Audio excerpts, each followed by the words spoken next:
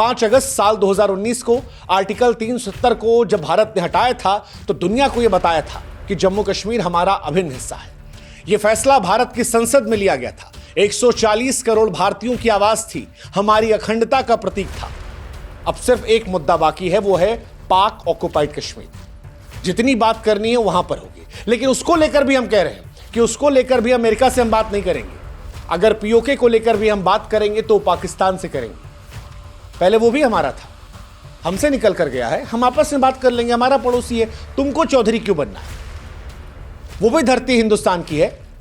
हाँ ठीक है, पाकिस्तान ने उस पर कब्जा कर रखा है, हमारी बेवकूफ़ी थी कि हम यूएन में चले गए थे, लेकिन अब वो गलती हम नहीं करेंगे। बात होगी तो पीओके पर होगी, लेकिन वो अमेरिका से नहीं, पाकिस्तान से होगी। कश्मीर पर कोई बात नहीं होगी, कोई चर्चा नहीं होगी, और अगर चर्चा होगी, अगर कोई दखलंदाजी होगी तो भारत के प्रति इसे दुस्साहस के तौर पर देखा जाएगा, भारत की अखंडता को तोड़ने वाले कदम के तौर पर देखा जाएगा। और अमेरिका, एक बार तुम दुस्साहस कर चुके हो, बेहतर है कि अगली बार मत करो। क्योंकि डोनाल्ड ट्रंप का वो बयान जिसमें वो कहते हैं कि कश्मीर पर भारत और पाकिस्तान के बीच मध्यस्थता करना चाहते हैं, न सिर्फ हास्यास्पद रहा बल्कि भारत की संप्रभुता पर तीखा हमला रहा।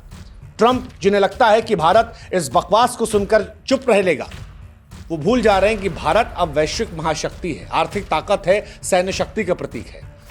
यह बयान पाकिस्तान को खुश करने की अमेरिका की सस्ती चाल हो सकती है कि चीन की गोद से पाकिस्तान कूद के अमेरिका के पाले में चला जाए, जो गया भी।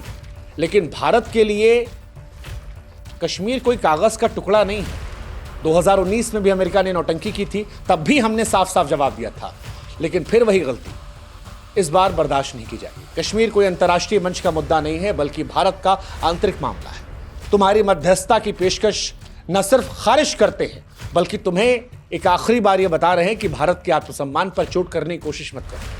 अमेरिका, अपनी सीमा में रहो, वरना भारत जैसे मित्र को खोने का जोखिम उठाओगे तो बड़ा पछताओगे। हालांकि अमेरिका हमेशा ये डबल गेम खेलता है। अमेरिका को एक्चुअली पाकिस्तान से घंटा कोई लेना देना है। पाकिस्तान जिए मरे उसे कोई फर्क नहीं पड़ता।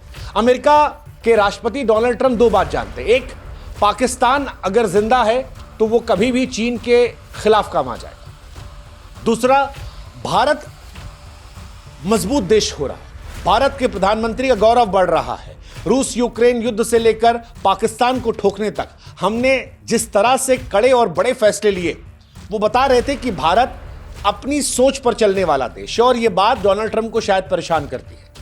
इसीलिए डोनाल्ड ट्रंप इस बीच में कूद पड़े कि सारा क्रेडिट ले ले, और हिंदुस्तान और पाकिस्तान के बीच में अगर कहीं गलती से मोदी साहब का कद बड़ा हो गया तो क्या वो अमेरिका के कद को चैलेंज करने लगेगा।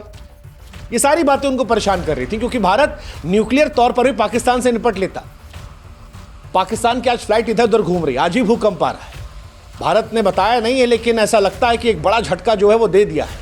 रेडिएशन की जो बातें चल रही हैं, अमेरिका जो कूद कूद के पाकिस्तान आ रहा है, ये सारी बातें बता रही हैं कि पाकिस्तान की हवा टाइट हो गई अंदर, और पाकिस्तान का इस्तेमाल अमेरिका कर रहा है।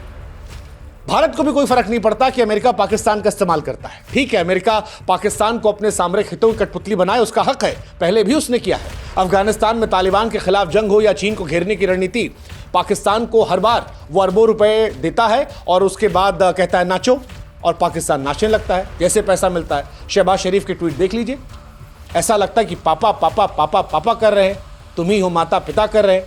ये उनका हिसाब किताब में चल जाएगा। अमेरिका लादेन को पाकिस्तान ने घर में घुसकर मारेगा, पाकिस्तान सह रहा है, लेकिन हिंदुस्तान इस तरीके से काम नहीं करता। हिंदुस्तान की सरजमी पर जब पहलगाम में हमला हुआ तो भारत ने हक्कानी से लेकर लश्कर ए तैयबा, जैश ए मोहम्मद सबको बता दिया